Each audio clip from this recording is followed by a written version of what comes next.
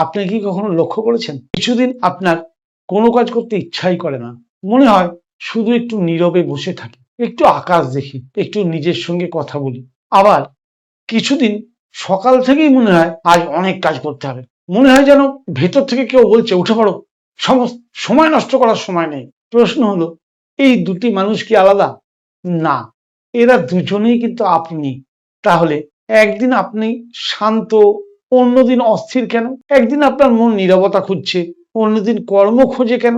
এটা কি শুধুই মানসিকতার খেলা, নাকি হাজার হাজার বছর আগে যোগীরা এই বিষয়টি গভীরভাবে পর্যবেক্ষণ করেছিলেন?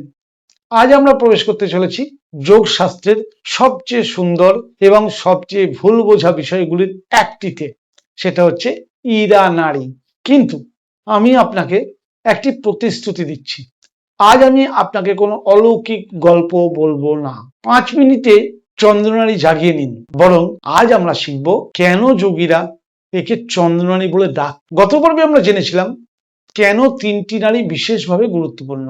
ইরা, পিঙ্গলা ও সুষুম্নার সঙ্গে আমাদের প্রথম পরিচয় হয়েছিল। আমরা জেনেছিলাম প্রকৃত যোগ কখনো শর্টকাট শিক্ষা দেয় না। আজ আমরা শুধু একটা নারীর হাত ধরেই এগোবো, ইরা। এখানে একটা খুব বড় ভুল ধারণা ভাঙতে চাই। অনেকেই মনে করেন ইরা মানেই বাম নাসিকা, আবার কেউ বলেন ইরা মানেই চাঁদের শক্তি। প্রকৃতপক্ষে আমরা এখনো সেই সিদ্ধান্তে পৌঁছায়নি। যোগশাস্ত্রে চাঁদকে শুধু একটা গ্রহ বা আকাশের বস্তু হিসাবে দেখা হয়নি। চাঁদ ছিল শীতলতার প্রতীক, প্রশান্তির প্রতীক, নীরবতার প্রতীক, কোমলতার প্রতীক। অর্থাৎ যখন যোগীরা ইরাকে চন্দ্রনারী বলেছেন, তখন তারা হয়তো আমাদের শরীর ও মনের কিছু বিশেষ প্রবণতাটাকে একটি প্রতীকের মাধ্যমে বোঝানোর চেষ্টা করেছেন। একটি ছোট গল্প বলি। আপনি কি কখনো পূর্ণিমার রাতে গ্রামের মাঠে হেঁটেছেন? সূর্যের মতো তার আলো তীব্র নয়, সে আপনাকে কাজ করতে বলে না, সে শুধু বলে একটু থামো, একটু নীরব হও, একটু নিজের কাছে ফিরে যাও। চাঁদের একটা অদ্ভুত সৌন্দর্য আছে, সে কখনো চিৎকার করে না, নীরবে তার উপস্থিতি অনুভব করায়। যোগীরা সম্ভবত এই কারণেই ইরাকে চন্দ্রের সঙ্গে তুলনা করেছিলেন। ইরা কি আমাদের মনের সঙ্গে সম্পর্কিত? আজ আমি কোনো চূড়ান্ত উত্তর দেব না, কারণ আমরা এখনো শিখছি। তবে যোগ শাস্ত্রে ইরার সঙ্গে যে গুণগুলির সম্পর্ক রয়েছে সেগুলি হলো শান্তি, নীরবতা, গ্রহণ করার ক্ষমতা, অন্তর্মুখী হওয়া, বিশ্রাম, কোমলতা। একটি বিষয় লক্ষ্য করুন, এই গুণগুলি কি শুধু শরীরের, নাকি আমাদের মনেও এর উপস্থিতি আছে? এই প্রশ্নটি উত্তর আপনাকে খুঁজে বের করতে হবে। আজকাল সোশ্যাল মিডিয়াতে আমরা শুনি আজ আপনার বাম নাসিকা চলছে তাই ইরা চলছে, ডান নাসিকা মানেই পিঙ্গলা। আমরা এত দ্রুত কোনো সিদ্ধান্তে পৌঁছাবো না, কারণ আমরা এখনো নারীর দর্শন কিছুই শিখিনি, সবে শিখতে শুরু করেছি। একজন ভালো ছাত্র কখনো প্রথম অধ্যায় পড়েই শেষ অধ্যায়ের সিদ্ধান্ত নিয়ে নেয় না। ধৈর্য একটা সাধনা। আজ কোনো নতুন প্রাণায়াম আমরা শিখব না, আজ শুধু একটা কাজ করব, রাতে সম্ভব হলে আকাশের দিকে তাকাবো।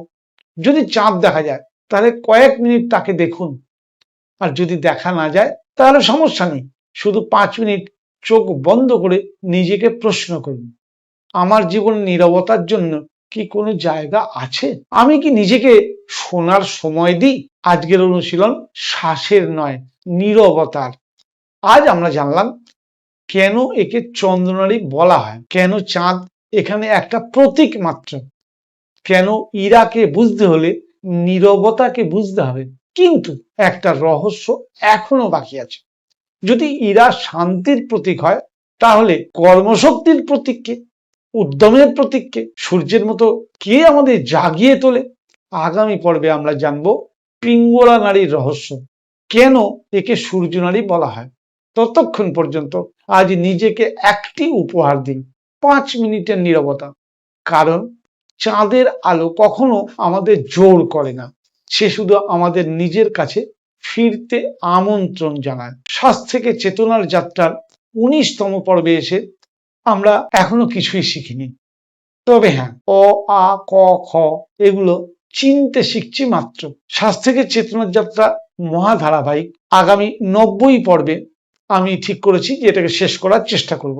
প্রকৃত প্রাণায়াম শিক্ষা, প্রাণায়ামের ভেতরে ছোট ছোট বিষয়গুলিকে ধরে বিশ্লেষণ করে অবশ্যই আমার জ্ঞান অনুযায়ী, আমার ধারণা অনুযায়ী, যা আমি শাস্ত্র পড়ে জেনেছি সেই নিয়ম অনুযায়ী আমি আপনাদের বোঝানোর চেষ্টা করছি।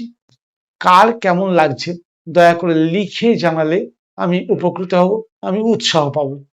যদি আমি কোথাও ভুল বলে থাকি আমাকে আমার ভুলটা ধরিয়ে দেবেন, আমি নিশ্চয়ই নিজেকে সংশোধন করার চেষ্টা করব।